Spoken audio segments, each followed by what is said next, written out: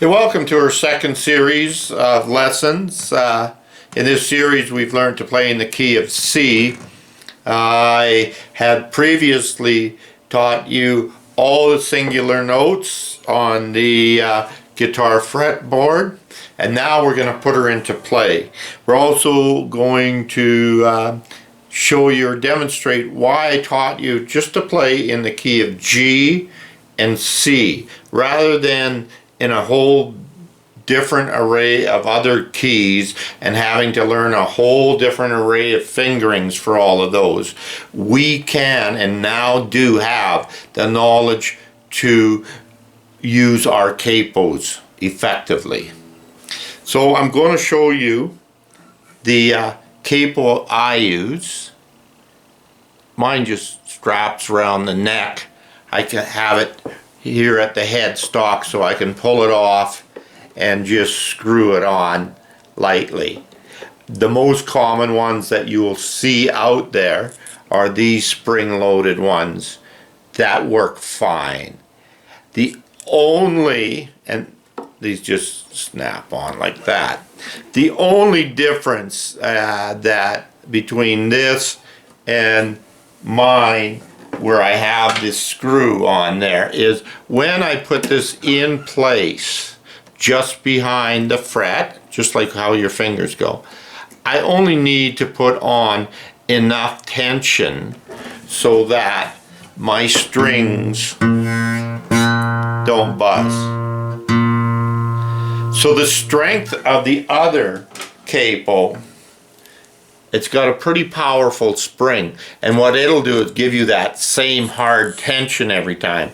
So what that sometimes does is stretch the strings a little more than what my capo would do, and in doing so can make it go slightly out of pitch.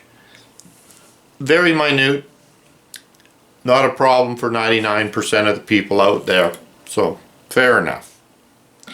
So we learned every note on our fretboard.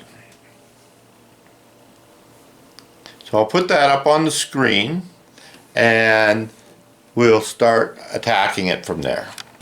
So now you know how you can go back and forth from G to C, how to transpose those. Now you could use the same method for all the other keys. Or you could learn a whole ton of different chords, but we're going to use the capo. So we've got a lot of keys that we want to play in, and so to get there, we can do that with knowing the key of C chords and the key of G chords. We know that from your nut on your E string that we have F, F sharp, G, G sharp, A sharp, B, C, C sharp, D, D sharp, E, the octave. So we know we've got all these different keys that we want to get.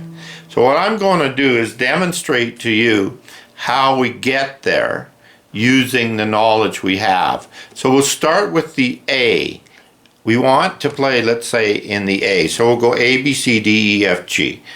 Okay, so if somebody wanted to play Sweet Prairie Winds and match their voice in the key of A, we know how to play it in the key of G. There's a sweet prairie wind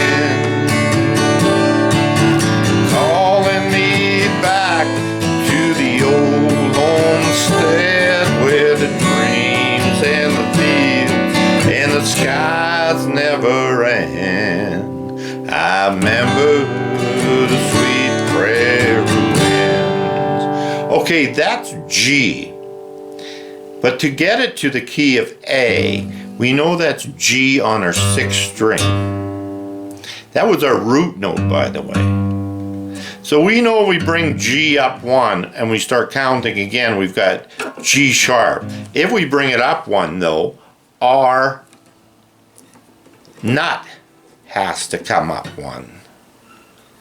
So if we bring it up, we know we're G sharp, and if we after G sharp comes A. So if we're playing there, that's A. We know that now. If we count up our E string, we know that that is A. E, F, F sharp, G, G sharp, A. So we want to play that up there. So we've come up 2 frets. We take our capo up 2 frets. That's our nut now. So when we strum the G chord, we're actually playing in the key of A now. There's a sweet prairie wind calling me back to the old homestead where the dreams and the fields and the skies never end. I remember the sweet prairie wind. So this hand and this hand has not changed anything. It had played it the same way we played it in the key of G, but we've just brought everything up 2 frets from G to G sharp to A. So we're in A. So let's take that a step further. What if somebody says, let's play Sweet Prairie Winds in the key of B? Well, we're already in A here. So after A, it's this simple. It's A sharp. After A sharp is B. So we put the capo, we're on the 4th fret. This note now would be a B. You could count it up, we might do that. There's a sweet prairie wind calling me back to the old homestead where the dreams, the fields, and the skies never end. I remember the sweet prairie wind. So this hand and this hand has not changed a thing. We're playing in a different key, but everything has been the same. We're using the G fingering, the key of G fingering. Just use the capo. So this is B. And we could count that up. Let's do it very quickly. We're using the E, F, F sharp, G, G sharp, A sharp, B. So there we are. We're playing the B, but we have to get that nut, which is our capo, up to give us that. So now we've covered the key of A, we've covered the key of B. Now let's go to C. Well, we know how to play in the key of C, and we know how to play Sweet Prairie Winds. There's a sweet prairie wind calling me back to the old homestead where the dreams and the fields and the skies never end. I remember the sweet prairie wind. Well, we know that. So now we can play it in the key of A, B, C, which is the natural way we know how. Somebody said D now. But I want to play it in the key of D. Well, on your C chord, the root note, 3rd fret up is C. Take the 5th string, which is an A sharp, B, C. Okay? So you take that and move it up. After C is C sharp. After C sharp is D. So we have brought it up 2 frets. We've taken the C chord, you can count it up this way too. C, C sharp, D. So we've come up 2. So now we take our capo up 2. Because that has to be our nut from here.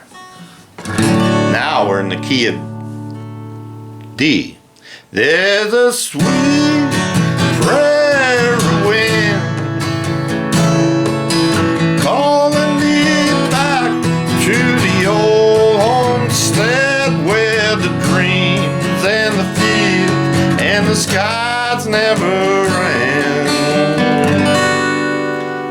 I remember sweet prairie wind. So we played it exactly the same in the key of C, only we brought it up 2 frets, which give us the D chord. So we're in D now. And somebody says, well, let's play it in the key of E. Well, we're in the C chord, move the C chord, we're in the key of D now. Move it up, D sharp, D, after D sharp is E. So we've moved it up 2. Let's move up our capo 2 now, or our nut. Now, we're in the key of E. There's a sweet prairie wind calling me back to the old homestead where the dreams and the fields and the skies never end. I remember the sweet prairie wind. And again, nothing has changed with our hands. We've only brought up our capo. So that was E. So after E, if we brought it all up, one would be F. And there's sweet prairie wind. I can't even sing to it. La, da, da. So we have played Sweet Prairie Winds in the key of A, B, C, D, E, F. We've got them all. And it doesn't change whatsoever. Does not change for all the other songs. If you can play it in G, bring up the G to the A position or the B position. And when you need to play it in C, you know how to play in the key of C. If they want it in D, bring it up a couple of, the capo up a couple, and you've got D. Bring it up a couple more to the 4th fret, and you've got E. And one more will give you the key of F. So give me what key you want. We've got it covered now. Okay, let's recap. So you're playing a song in the key of G. Somebody wants it in G sharp. Well, you know, you just bring it up. After G, slide it up 1. That's G sharp. And take your capo and put your capo up 1 fret. And you've got G sharp. What if they say I want it in the key of A? Well, after G sharp is A. All I'm saying to you is count it up from your G, G sharp, A sharp, B, and how many frets you come up determines where your capo comes up. Now there's no sense taking it up to C because you know how to play with the chords of C. So if they want you to play in the key of D, C, C sharp, D, put the capo up 2. If they want you to play in the key of E, C, C sharp, D, D, E. So that's 4 frets. So you're covered. You know now how to play any song in the key of A sharp, B, C, C sharp, D, D sharp, E, F, F sharp, G, G sharp, and A, it repeats itself. You got it covered. In the next lesson, we will put it all together, I guess.